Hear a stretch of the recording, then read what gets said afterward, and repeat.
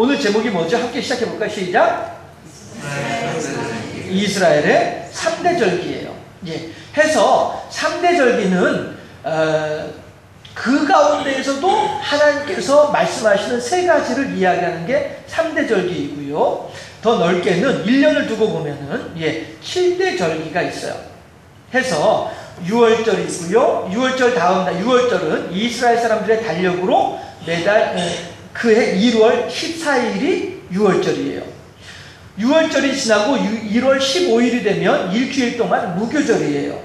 그리고 그 무교절 기간 중에 일주일이니까 하루는 안식일이 있겠죠? 예. 그 안식일 다음 날이 초실절이에요.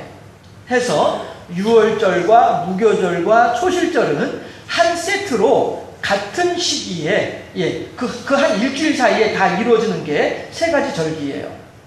그 다음에 초실절부터 계산을 해가지고 50일째 되는 날, 이 날이 오순절이라고도 이야기를 하고 오늘 우리가 지키고 있는 맥주절이에요. 해서 초실절에는 어떻게 하느냐 하면 밭 한 귀퉁이에, 논 한 귀퉁이에 곡식단을 한 움큼을 이렇게 손으로 딱 쥐고서 그걸 낫으로 딱 베요. 그래가지고 이거를 제사장에게 갖다 주면 제사장이 이것이 이제 그 곡식단이라고 치면 이렇게 들고서 이렇게 하는 거예요. 이렇게 두 손으로 이렇게 맞잡고서 높이 들어가지고 하늘을 향해서 이렇게 흔드는 거예요. 이래서 초실절에 이렇게 들어 올린다고 해서 거제라고도 표현을 하고요. 들어 올린다 해서 거제라고도 하고요. 그 다음에 흔든다 해가지고 요제라고도 불러요. 이게 초실절에 이루어지는 규례예요. 하나님께서 초실절에는 이렇게 곡식단 한 움큼을, 그러나 그 곡식단은 아직 익지 않았어요. 그냥 그 곡식의 모양만 있을 뿐이지 알갱이가 들어차진 않았어요. 벼농사 지을 때.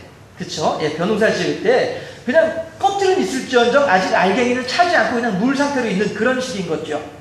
그런 것들을 한 움큼을 베다가 이걸 딱 이렇게 흔들어가지고 하나님께 요제로 드리는 게 초실절이에요. 그리고 그 초실절이 지나고서 50일째 되는 날이 오순절이라고도 하고 맥주절이라고 하는데, 이 맥주절에는 그 50일 동안 이제 곡식이 잘 연그렀죠. 그래가지고 그 곡식을 추수를 하는 거예요. 추수를 하는데 10분의 2 에바라고 하는 아주 작은 분량이죠. 10분의 2 에바의 가루를 만들어요. 곡식을, 밀을 가지고서 가루를 만들어서 이 곱게 가른 가루를 가지고 하나님께 빵을 만들어서 소제로 드리는 거예요. 그래서 성경에서는 떡 두덩이라고 이야기해요. 해서 10분의 2 에바면은 아주 자그마한 떡이거든요. 10분의 2 에바의 떡을 하나님께 이제 드리는 거예요. 이것이 맥주절에 드리는, 하나님께 드리는 소제예요. 그런데 이 소제도 마찬가지로 떡을 높이 들어서 하늘에서 흔들어요. 그래서 요제로 하나님께 드리게 돼 있어요. 이게 맥주절이에요. 그러면 1월 15일부터 1월 22일까지 최대한의 기간으로 잡아서 1월 22일이 초실절이다. 왜냐하면 초실절은 늘 왔다 갔다 하니까 안식일 다음 날이 초실절이니까 1월 14일 6월절과 15일 무교절은 지정되어 있는 날짜이지만 안식일은 왔다 갔다 하니까 해마다 다르니까 초실절은 안식일 다음 날이란 말이에요. 그러니까 1월 15일부터 적어도 22일 사이에는 초실절은 있어요. 그럼 1월 22일이라고 치고 22일부터 50일을 치게 되면 50일이면은 한 달하고도 20일이잖아요. 그렇죠? 그러니까 1월 20일에서 1월 22일에서 2월 22일하고 3월 말까지 해서 한 4월 10일 정도, 대략 한 4월 10일 정도가 되면 이제 오순절이 되는 거죠. 4월 1일에서 10일 그 사이 어간이 대략 그 정도 어간이 이제 오순절이 되는 거예요. 맥주절이 되는 거예요. 그렇게 하고 난 뒤에 또 훌쩍 지나서 7월이 되면 1월에 있고 4월에 명절이 한 번 있고요. 그 다음에 7월로 훌쩍 넘어가서 7월 1일이 되면 나팔절이에요. 나팔절이고 7월 10일이 되면 대속죄일이에요. 해서 7월 1일은 한 해의 시작이 7월 1일이에요. 우리는 보통 정월 초하루가 한 해의 시작을 시작이잖아요. 하지만 이스라엘 사람들은 중간에 7월 1일부터가 한 해의 시작이 돼요. 마치 이스라엘 사람들은요, 하루가 언제 시작되냐면 해가 지면 하루가 시작돼요. 우리들은 아침에 해가 떠야 하루가 시작된다라고 생각을 하고 있지만 이스라엘 사람들은 해가 지면 하루가 시작된다 생각을 해요. 그런 것처럼 한 해도 마찬가지로 중간에, 우리들이 생각할 때 중간에 그 사람들은 시작하는 거예요. 해서 7월 1일이 한 해의 시작이고 이 한 해의 시작인 것을 알리는 것이 나팔절이에요. 그리고 나팔절이 지나고 열흘 7월 10일이 되면 대속죄일이 돼요. 그리고 대속죄일이 되면 소 2마리가 죽어나가게 돼요. 해서 첫 번째 소는 대제사장의 죄를 속하기 위해서 한 마리의 송아지가 죽고요. 그래서 대제사장의 죄가 속해지게 되고 나면 이번에는 온 백성들의 죄를 속하기 위해서 또 한 마리의 송아지를 또 잡아서 하나님께 제물로 드리는 거예요. 해서 대속죄일에는 2마리의 송아지가 죽는다. 그 다음에 7월 15일이 되면 수장절 혹은 초막절이라고도 얘기하는데 오늘 본문에서는 이제 수장절이라고 얘기를 하죠. 7월 15일이 되면 수장절이 돼서 수장절도 마찬가지로 무교절처럼 일주일 동안을 지내게 돼요. 예. 해서 이것이 이스라엘의 7대 절기예요. 해서 6월절, 무교절, 초실절이 한 묶음이고요. 그 다음에 몇 개월 지나서 무교절이 중간에 하나가 있고요. 맥주절이 중간에 하나가 있고요. 그 다음에 다시 또 몇 개월이 지나가지고 7월이 되면 7월에 나팔절과 대속죄일과 초막절이 혹은 수장절이 또 한 묶음으로 돼 있어요. 예. 해서 양쪽에 2개의 한 묶음씩 2개의 묶음이 있고 가운데 맥주절이 있고 이게 이스라엘 7대 절기의 모습이에요. 자, 그렇게 되면 그 가운데에서 오늘 본문에서 말하는 세 가지의 절기, 그런 7대 절기 중에서도 가장 중요하다라고 말씀하시는 3대 절기가 있는데 그 3대 절기에 대해서 함께 오늘 살펴보도록 할 거예요. 예. 해서 6월절은 말씀드렸던 것처럼 1월 14일이에요. 이 날짜는 변동이 없어요. 해마다 1월 14일이 되면 6월절이에요. 마찬가지로 해마다 7월 1일이 되면 나팔절이고요. 7월 10일이 되면 대속죄일이고요. 7월 15일이 되면 초막절이에요. 이것은 요일과 상관없어요. 예, 항상 이거는 정해져 있는 날짜예요. 예, 대신에 맥주절은 말씀드렸죠? 변동적이에요. 유동적이에요. 예, 해서 6월절은 1월 14일이고요. 무교절은 말씀드렸던 대로 1월 15일부터 22일 동안 22일까지 7일 동안 지키는 것이고요. 그 다음에 초실절은 말씀드렸던 것처럼 무교절 기간 중에 안식일 지난 첫 번째 날이 초실절이에요. 예, 예수님께서 6월절에 어린 양이 되어서 이 세상의 모든 죄를 짊어지고 죽어주셨어요. 그렇죠? 6월절에는 양이 죽으니까, 자기의 죄를 위해서 양이 죽으니까 세례 요한이 말한 것처럼 보라, 세상 죄를 지고 가는 하나님의 어린 양이로다 라고 할 때 그 하나님의 어린 양이 뭐냐면 6월절에 제물로 드려지게 될 어린 양이라는 말씀이에요. 또 하나 보게 되면요, 예, 이 날은 학자들에 의하면 양력 4월 3일이다 라고 이렇게 추산을 해요. 그러니까 이제 그 만세력인가요? 이걸 가지고 이제 쭉 저기 탐구를 해보면 예수님께서 운명하신 날은 4월 3일일 것이다, 이렇게 여러 사람들이 연구한 결과가 그렇다라고 이야기를 해요. 자, 다음 거 보실까요? 자, 그러면 4월 3일이 언제예요? 금요일이에요. 돌아가신 날이니까. 예, 그럼 4월 2일 날, 목요일 날 예수님께서는 체포되셨어요.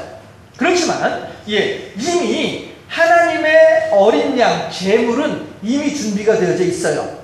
어린 양은요, 6월절 제물로 사용할 어린 양은 약 열흘에서 일주일 전에, 그러니까 6월절이 되기 이미 며칠 전에부터 딱 택해가지고 집안에서 돌보게 돼 있어요. 6월절 어린 양으로 선택된 그 양은 양무리에서 떨어져 나와가지고 사람의 집안에서 같이 생활을 해요. 그러면서 사람들은 보면서, 그래, 네가 이번 6월절에 나와 우리 가족들을 위해서 대신 죽어줄 제물이로구나, 나 대신에 죽을 존재가 너로구나 하는 것을 사람들은 알고 있단 말이에요. 하나님께서도 마찬가지로 당신의 어린 양은 이미 선택해 놓으셨던 거예요. 그게 누구예요? 예수님이었던 것이죠. 그러니까 목요일날 예수님께서 체포되시지만 이미 예수님의 체포는 예정되어 있었던 것이었단 말이죠. 해서 목요일날 체포당하시고요. 그 다음에 금요일날 사망하셨어요. 그렇죠? 금요일날 나무에 달려서 돌아가셨어요. 그리고 이 유대인들이 말하는 안식일날, 토요일날 예수님께서는 무덤에 누워 계셨어요. 예수님께서 33년 동안의 삶을 살아가신 동안에 이때만큼 편안한 적이 없었어요. 그렇죠? 왜 그래요? 공생이 시작하기 전에는 집에서 식구들 돌보느라고 열심히 일하셨던 분이 예수님이란 말씀이에요. 그 다음에 공생이 시작하셨을 때는 심지어 식사할 시간조차도 없을 정도로 그렇게 열심히 사람들을 돌보셨던 분이 예수님이란 말씀이에요. 그런데 이제 예수님께서는 무덤에 누워 계시면서 모든 일들을 다 내려놓고 정말로 편안하게 쉬고 계시는 시간이 무덤에 계신 시간이다라고 하는 것이죠. 어쩌면 예수님의 태초부터 태말까지 모든 시간들을 통틀어서도 가장 편안한 시간이 이 시간이었을 것 같아요. 왜냐하면 지금도 마찬가지로 하나님 보좌 우편에서 우리들을 위한 중보기도 하시느라고 땀을 뻘뻘 흘리고 계실 테니까. 그렇죠? 예수님께서는 당신의 모든 시간을 통틀어서 가장 편안하고 가장 쉬는 시간, 이 시간이 무덤에 계신 시간이다라고 하는 거죠. 네. 하면 이제 이날이 이제 무교절의 첫날이 되는 거예요. 왜냐하면 금요일 날이 6월절이었거든요. 금요일이 6월절이니까 6월절 다음 날이 안식일이면서 동시에 무교절 첫날이 되는 거죠. 그러니까 무교절의 기간 중에 안식 후 첫날, 일요일이 됐죠. 일요일 날 안식 후 첫날은 어떤 날이에요? 초실절이라고 했죠. 그런데 초실절에 예수님께서는 부활하신 거예요. 그러니까 이것은 무엇을 의미하느냐 하면요, 하나님께서 지금 밭 한 기퉁이에 있는 아직 설익은 곡식단이지만 그걸 베어서 나한테 흔들어서 나한테 바쳐라. 이 말은 예수님께서, 자 보세요, 곡식이 베어지기 전에는 어디에 뿌리를 두고 있습니까? 땅 속에 뿌리를 두고 있죠. 그런데 베어지고 난 뒤에는 뿌리가 사라져버리고 대신에 어디에 속하는 거예요? 하늘에 속하게 된다는 말씀이에요. 이제 한 번씩 말씀드리죠. 하늘과 땅의 기준이 어디냐, 어디부터가 하늘이고 어디까지가 땅이냐라고 하는 것을 우리들이, 제가 여러분들한테 한 번씩 질문을 하죠. 하늘은 어디부터가 하늘이냐면요, 땅 위부터가 하늘이에요. 해서 우리들은 비록 발은 땅에 붙이고 있지만 우리들의 눈은, 우리들의 머리는 하늘에 속해 있는 거예요. 우리들은요, 하늘과 땅 사이에 걸쳐져 있는 존재가 우리들이에요. 한데 우리들은 이 두 사이에서 왔다 갔다 하고 있는 거죠. 하늘을 살 것인지 땅을 살 것인지 우리들 서로가 지금 망설이고 있는 거예요.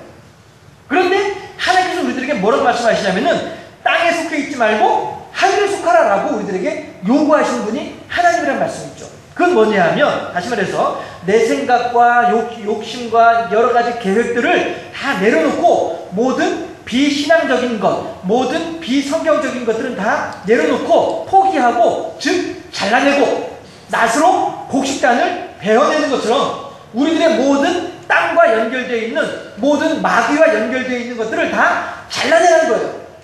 잘라내고 하늘 땅과 분리가 되면 곧바로 하늘과 연결되니까. 이게 초실절이에요.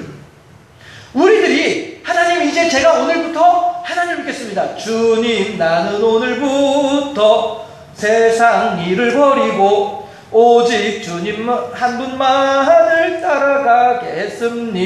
이 신앙의 결단을 하는 그날이 바로 어떤 날이에요? 초실절이라는 날이에요. 이날 하나님께서는 한 꿈의 곡식단을 높이 들어서 흔들어라라고 하는 거예요.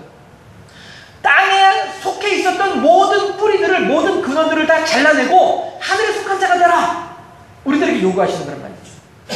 우리들은 그렇지만 신앙생활을 다 시작하는 사람들은 그 신앙이 연결지 못했죠. 아직 거칠어요. 아직 익지도 못했어요. 알갱이를 까보면 허옇게 꼭 이제 우유같이 이렇게 물만 나오고 말아요. 아직 곡식으로서의 역할을 못해요. 그럼에도 불구하고 하나님께서는 그를 들어서 바쳐라라고 하시는 거예요. 우리들이 안다는 거죠. 하나님께서는 알아. 네가 얼만큼 신앙적으로 믿음이 연약한지 알고 있어. 얼마나 지식적으로도 잘 모르고 있는지 알고 있어. 괜찮아. 그래도 내가 너를 받아줄게. 너의 부족하고 연약한 것들을 내가 받아줄 테니까 걱정하지 마라. 이게 초실절의 은혜란 말씀이에요. 예수님께서 부활하셨어요. 그리고 우리들에게 부활의 증인으로서 우리들에게 역사하고 계시는 거예요.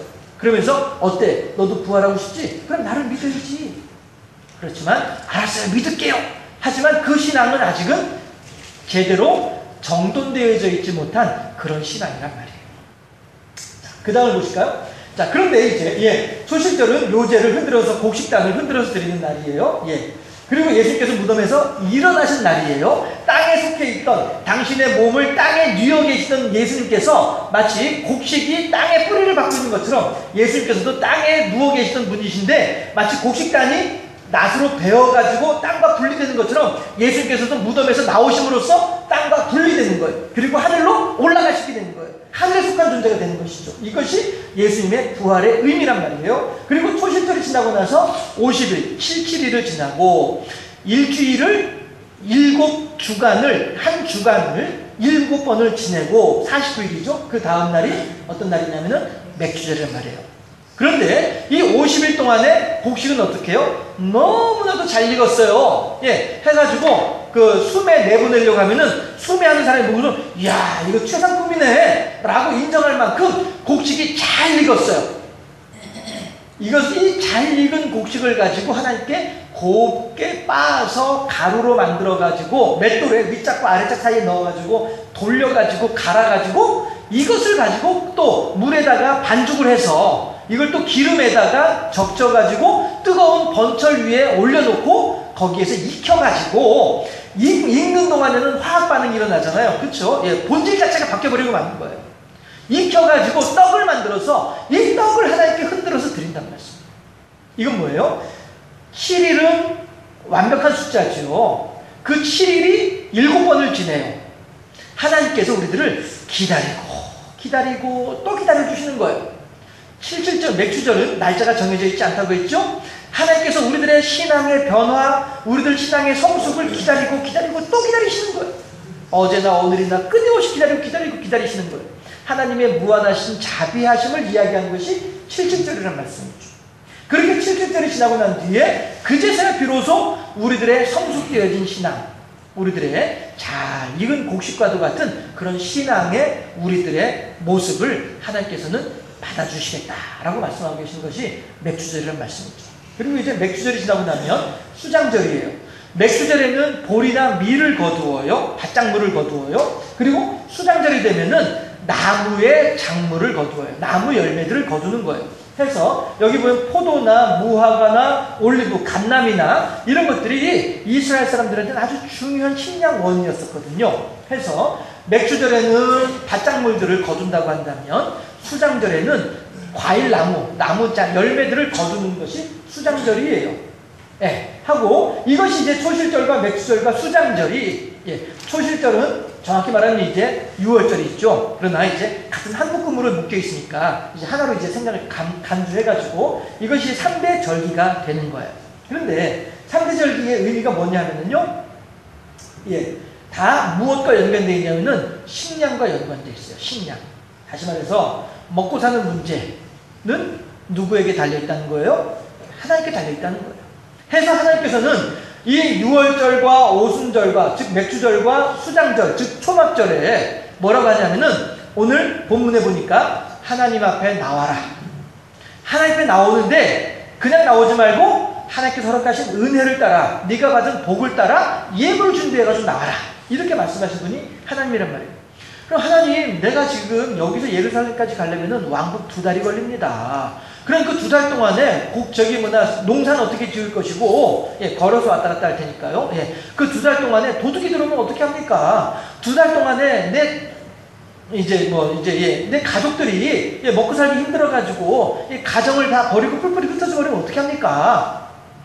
걱정하지 말라는 거예요. 내가 다 알아서 해줄 테니까 염려하지 말아라. 너희들은 그저 3대 절기가 되면은 예루살렘에 올라와서 하나님 아버지 앞에 뵈고 그리고 다시 돌아가도록 하라. 이게 하나님께서 우리들에게 주시는 명령이란 말이죠. 농사 누가 짓고요? 하나님이 지어준다는 거예요.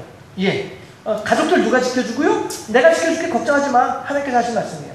우리들의 생명의 근원은 하나님에게 있다라고 하는 것을 이야기하는 것이 이 3대 절기의 의미이다 하는 것이죠. 그럼 다시 한번 보실까요?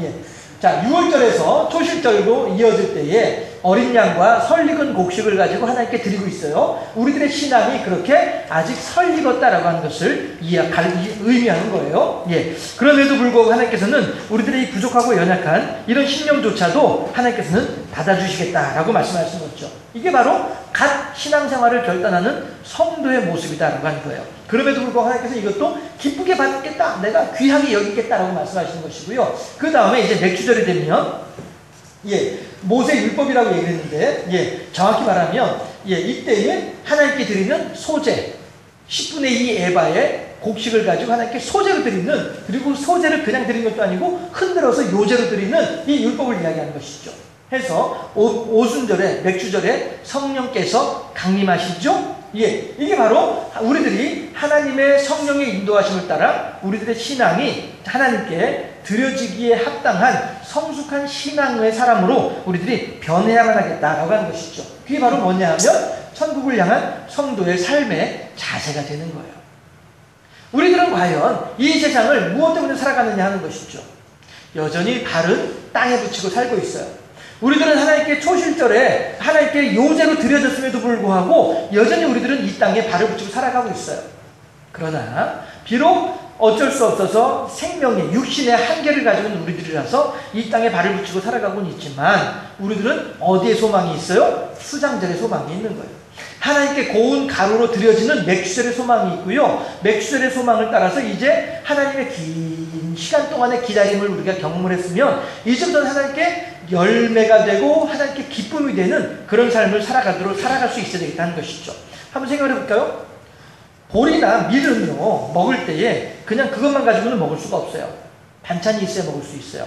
그렇죠? 하지만 수장절이 돼서 포도니 올리브니 감람이니 이런 거를 먹을 때 반찬 필요한가요? 그것만으로도 얼마나 달고 얼마나 맛이 있는 과일이냐 하는 것이죠.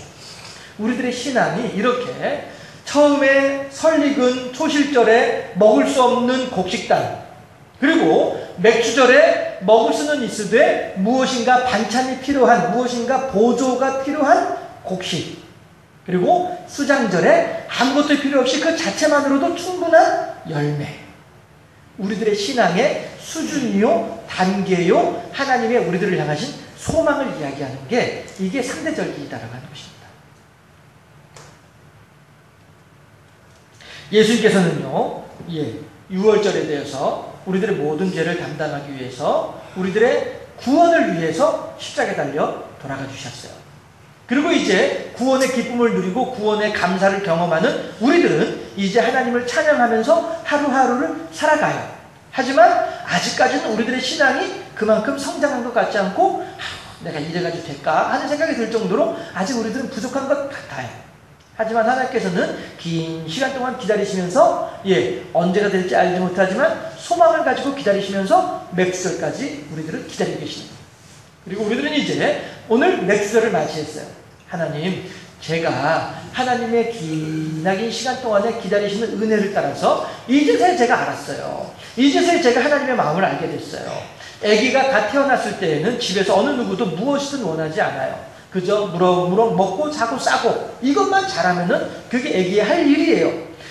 초실절에 우리 신앙은 그렇게 하나님께 무조건 받기만 하면 돼요. 그렇지만 그 아이가 어느새 20살이 되고 30살이 되면 무엇인가 부모를 위한 유익한 일을 해야 하는 것이 이게 마땅한, 건강하게 자라난 아이의 마땅한 행위인 것처럼 우리들이 맥주절을 지내는 성도라고 한다면 하나님을 향하여서 무엇인가 기쁨이 되고 하나님께 무엇인가 유익이 되는 이러한 신앙의 사람으로 성숙할 수 있어야 되지 않겠느냐 하는 것입니다. 이것이 오늘 맥주절에 주시는 하나님의 우리들을 향하신 소망이다라고 하는 것이죠. 그랬을 때 하나님께서는 그 사람들과 더불어서 무엇을 향해서 가시냐면 이제 열매를 향해서 가시는 거예요.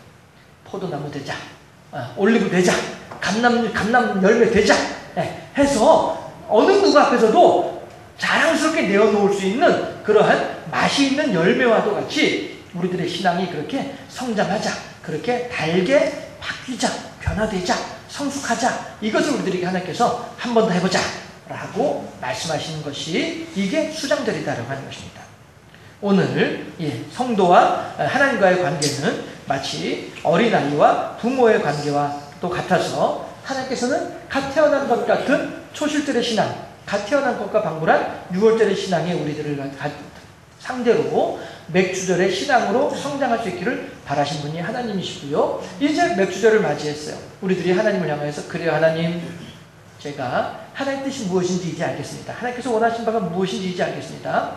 내 생각과 내 세상에서의 모든 근심과 걱정을 내려놓고 오직 하나님으로 말미암아 기뻐하고 즐거워하겠습니다. 새벽마다 느헤미야를 보고 있습니다만은 하나님의 말씀이 선포되어질 때 사람들은 기뻐하게 되는 거예요. 알게 될 때. 우리들의 삶이 그렇게 맥주절을 지나서 하나님과의 아름다운 교제를 통하여서 이제 수장절을 향하여 달려나아가는 보다 성숙하고 보다 아름다운 신앙의 사람으로 세워지는 우리 모두가 되어줄 수 있기를 주님의 이름으로 축원합니다. 기도하겠습니다.